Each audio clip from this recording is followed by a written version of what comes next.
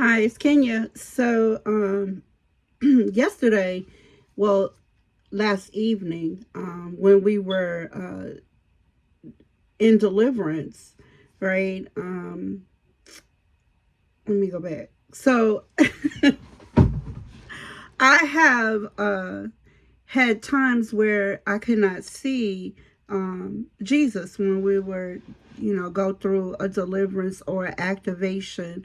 Now I had went and got some inner healing and from Veronica, and I was able to see Jesus. But then there still were some times where I was not able to see him clearly or something. But anyway, last evening when we did walk through the deliverance, the inner healing, I saw Jesus very clearly. Now I did not see his face, but I saw his robes, and I saw his hands building a box. He was putting together a box, like a wooden box. And it was a big size because he was not small. He was huge, It was like this huge figure. And I knew it was Jesus. And he was putting together a box. Like, again, I didn't see the face. I only saw his robes and his hands building this box.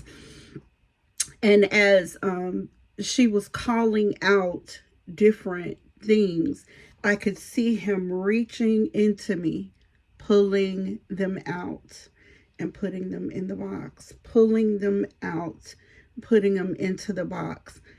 What he was pulling out wasn't words. It was like shadows. It was like vapor. It was a spirit. He was pulling it out. I could see it very clearly. I was like, wow. Wow. That's what I was thinking. I was like, oh my God, I can actually see him reaching in and pulling these things out. And he was putting them into the box. And at the end, she said, what does he do with it? She said, write it down. I didn't have time to write it down. But what he did was he closed the box and he tucked the box underneath his arm and he began to walk off with it. And I could see him walking into a field, and beyond the field were the clouds, and he was gone. And that was, it. And then we come out of it. And so, of course I had yawned a few times or whatever. And that was that. That was the end of, the vision. So this morning, a lot of times I don't dream, but if I do, it's significant. But this morning, I wasn't dreaming or anything. When as I was waking up, I could just hear in my spirit. I could hear the Lord said, "For I have not given you a spirit of fear, but of love, of power, and a sound mind."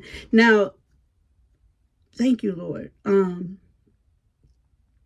What I should say is, as she was praying for deliverance before she got to ask Jesus to come and build a room, because that's what she said, ask him to make a room for a Jesus safe room, right? So before then, I had a vision of my ex-boyfriend who was physically and mentally and emotionally abusive. I had a vision of him. And I haven't thought about him much in a very, very long time. I certainly have not thought about what that traumatic experience was like. I've been, in my mind, healed and delivered from that a long time ago.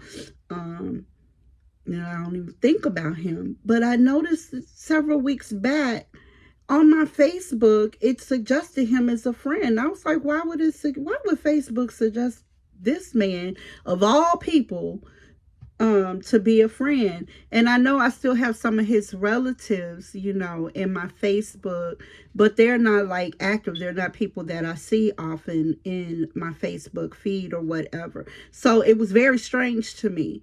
And I knew then, I said, some sort of familiar spirit or something. What is that called? Soul tie or something. And I had prayed for myself inner healing. I said, Lord, if that's a soul tie, heal it.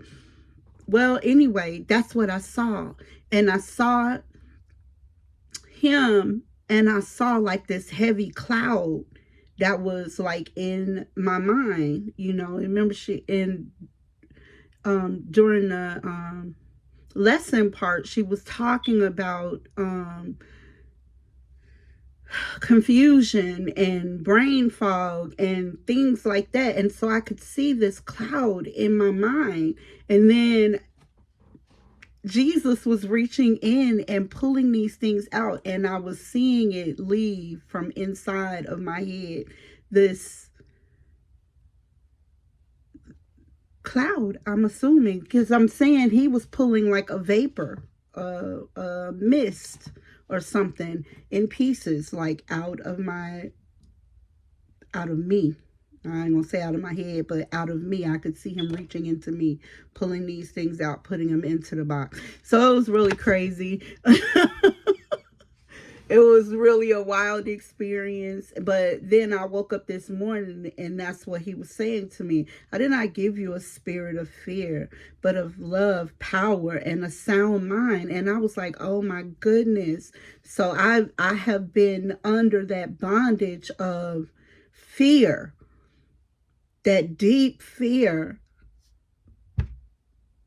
And I didn't even realize it, but I knew that there was something in that was holding me back, keeping me from doing things. Like even the other day when I was making my YouTube video, I in the middle of it, I said something called, oh, the making of the videos caused me fear. That's the reason why I put this in a video, so I can help press my way out of the anxiety or the stress of getting on video, talking on the camera. I saw Sister Sarah, she had put up a video and she was like, oh, I keep touching my hair.